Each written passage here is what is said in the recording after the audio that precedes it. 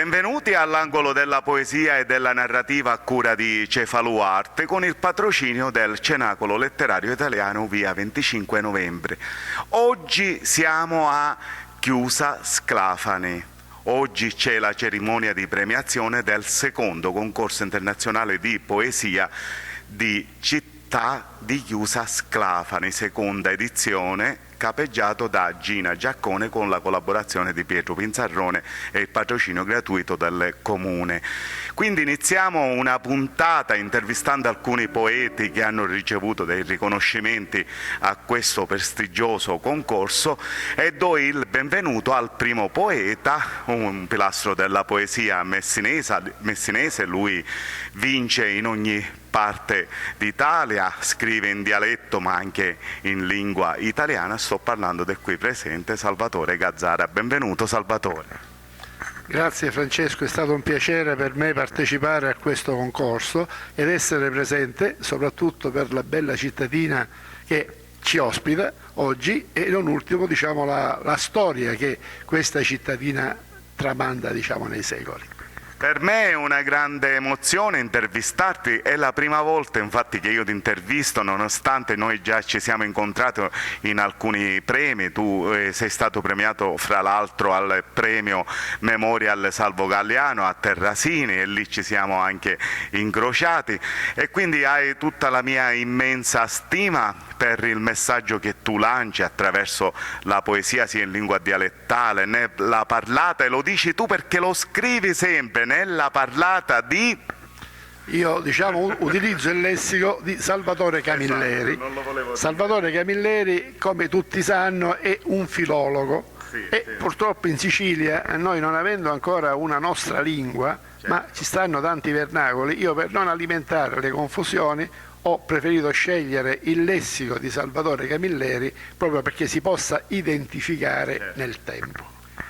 E quindi Salvatore, qui con quale poesia sei stato premiato e che premio hai ricevuto?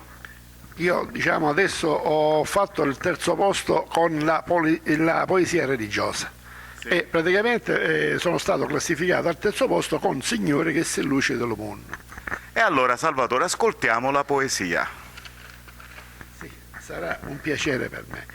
Signore che sei luce dello mondo, d'una modo che posso vedere lo riflesso dello tuo splendore sopra la faccia d'ogni creatura. Lumina da luci potenti di picciriddi che crescono in talo ventre della mace, di giovani speranzose che cercano fortuna, di vecchiaredde abbandonate allo suo destino, di malate sofferenti che combattono per campare. Crea in da noi da valia per poter andare avanti e dare benessere alle famiglie tali cantoniere dello mondo. Fanno pigliare nuova coscienza per aiutare i frati sparpagliati, per apprezzare lo reale che ne dasti e partecipare per sempre tali tuoi concetti di passione. Salvatore Gazzara, come fa a decidere se scrivere una poesia in dialetto o in lingua italiana? Tipo dice stamattina mi alzo scrivo in dialetto, stamattina mi alzo la scrivo in italiano. Qual è, l'impulso per scrivere una poesia e decidere in che modo scriverla, se in dialetto o in lingua italiana? Che è un fatto spontaneo, perché in rapporto al tema che mi passa per la mente in quel momento e quindi vado a buttare su carta. L'ultimo esempio, ieri sera ho composto 3 poesie in lingua italiana e 2 poi le ho tradotto pure in lingua dialettale. Le stesse poesie italiane le ho tradotte in lingua dialettale anche per vedere la resa, perché spesse volte puoi avere una resa migliore l'un con l'altro. Ma ti dico la verità, non sono riuscito a capire la differenza fra le due, perché tutte e due, entrambe, erano appetibili dal mio punto di vista. Ti faccio, Salvatore, un'ultima domanda molto più piccante. Che cosa ne pensa Salvatore Gazzara di tutti questi concorsi che ci sono in tutto il territorio nazionale? Questa è una domanda un pochino complessa, dico la verità. La mia opinione è che oggi la poesia purtroppo viene molto mercificata e quindi ci sta un business non indifferente. Tanti siamo i poeti e purtroppo tanti sono gli organizzatori dove con le manifestazioni, che purtroppo non tutti hanno la stessa valenza, bisogna riconoscerlo, ognuno, dico, dal mio punto di vista è un autofinanziamento che ognuno si fa, ma è sbagliato, perché non è mercificando la poesia che poi ottiene dei risultati. Io stesso le mie poesie, sì, partecipo a concorsi, ma ho fatto anche dei volumi che non ho messo in vendita, ma dei volumi praticamente dove vado con una libera donazione ad ottenere, posso dire, delle somme che vanno devolute all'ospedale pediatrico Maire di Firenze e a Terra di Gesù, che è una onlus che opera a favore degli anziani e dei bambini. Non intendo mercificare la poesia quando qualcuno dice sì, ma quanto costa? No, non è un costo, è una donazione.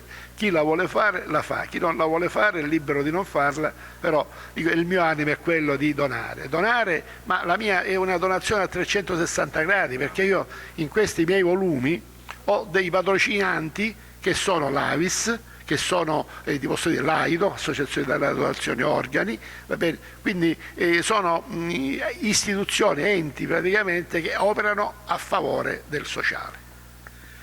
Grazie Salvatore per questa intervista, ti do un bacio, che siamo tamponati, e ti auguro tantissimo successo e soprattutto continua a regalarci emozioni con queste bellissime poesie che tu scrivi e partecipi nei concorsi. Grazie amico mio. Io ringrazio te per l'opportunità che mi hai dato e per l'invito che mi hai fatto a partecipare. Chiaramente l'apprezzamento che poi le giurie hanno avuto delle mie poesie per me è stato motivo di vanto ed orgoglio, e per questo, diciamo, rappresento la mia città, che è un pochino distantuccia, diciamo, rispetto ai luoghi, però lo faccio di buon grado, va bene? Perché la poesia è quella che non ha confini, soprattutto. Non ha confini. Grazie a te ancora. L'altra sera mi hai ricordato una cosa, sono stato ad Anzi, in provincia di Potenza, e la poesia c'era cattivo tempo. La poesia, diciamo, ha vinto sul cattivo tempo. Quando è finita la premiazione è arrivata la burrasca, ma prima siamo riusciti a contenerla. Grazie ancora a te. Grazie.